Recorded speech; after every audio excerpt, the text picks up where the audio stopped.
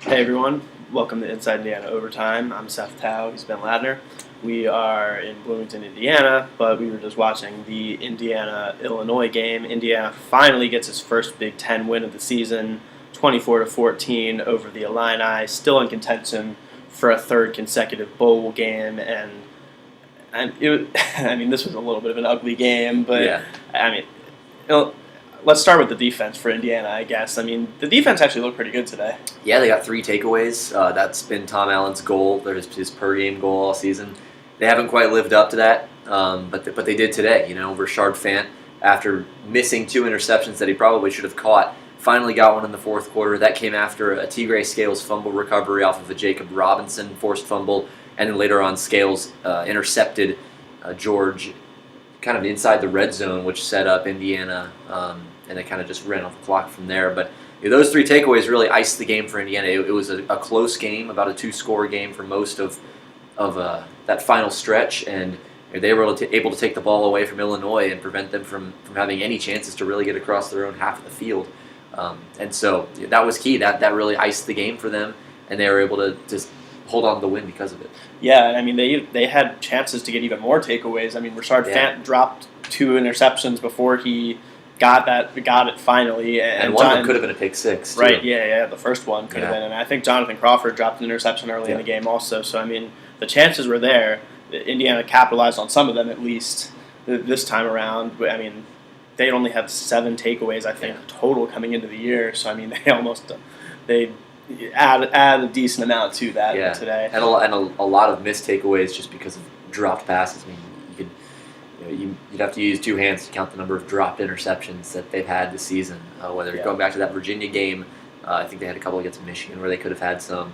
It's just been a major storyline, and it's been a point of frustration for Tom Allen for sure. I mean, he's talked about that in a lot of post-game pressers where he says we got our hands on some balls, we just weren't able to secure them and actually take the ball away, and that's been such a point of emphasis for him.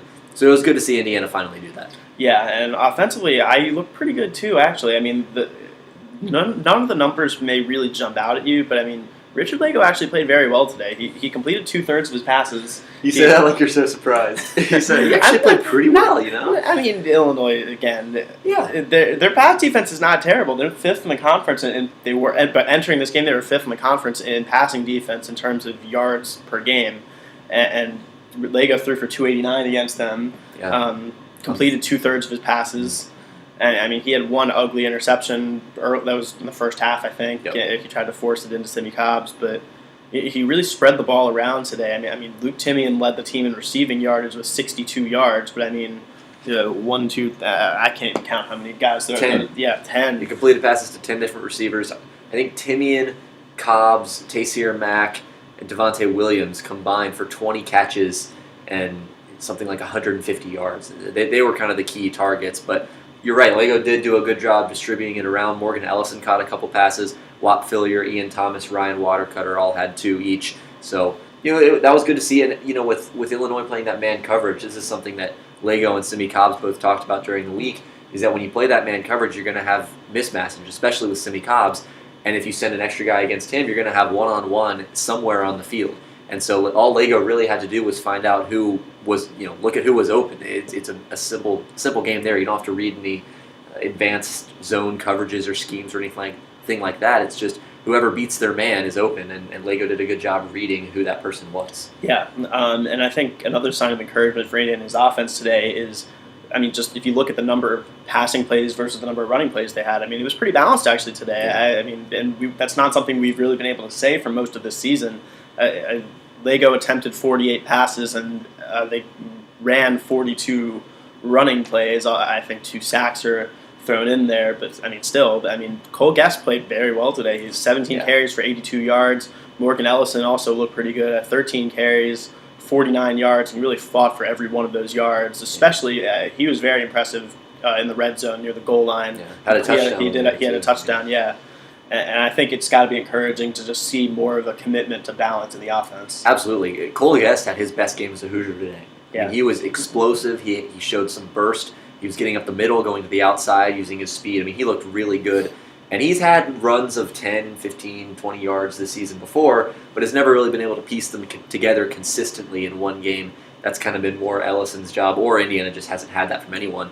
So it was good to see Guest get off and go in today. And look, if Indiana can have 2 running backs that can pose a threat on the ground, I mean, they are exponentially better off than they have been the rest of the season because in every single game it's either been Morgan Ellison or no one. Yeah, you're dead on with that. And heading over to special teams, Hayden Whitehead was excellent today. I mean, he can't say enough about Hayden Whitehead today. He, almost every time it seemed like he was called upon, he pinned Illinois at least inside the 20. I mean, a lot of times he was giving IU's coverage guys a chance to make a play, pin them near the 1-yard line. I think multiple times they were pinned inside the 5. Yeah, 5 of his 9 punts were inside the 20. Wow. Rashard Fant was excellent on special teams today. I mean, you talk about them downing Illinois inside their own 5. I mean, that was largely Rashard Fant's doing. He was able to get down there really quickly. Part of that was Indiana didn't have that far to actually punt. So Whitehead was able to kind of get it up in the air and give it some hang time while his coverage team got down there. Fant was usually the one that was downing it inside the 5, and he actually missed one as well where he nearly had it and ended up trickling into the end zone. But that's another case where Hayden Whitehead doing his job and Rashard Fant doing his. Yeah, that's a great point. Fant was very, very good on punt coverage today, as well as usual just on regular defense playing cornerback. Surprised he didn't go out there and catch some passes. He was everywhere today. Do it all kind of player. Yeah. Sign of encouragement to finally get in the Big Ten win column is Tom Allen's first Big Ten win as IU head coach. And obviously they're now 4-6 on the season, could still get to a bowl game. Indiana hosts Rutgers at home next week, who is also now 4-6 after losing to Penn State today. You got to keep winning. You got to keep winning. 6 wins guarantees you a bowl berth. 5 wins, maybe.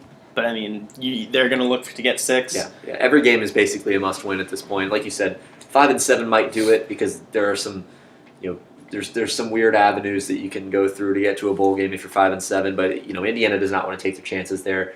If they can get 6 and 6, obviously they're going to find any way possible to do it. Yeah.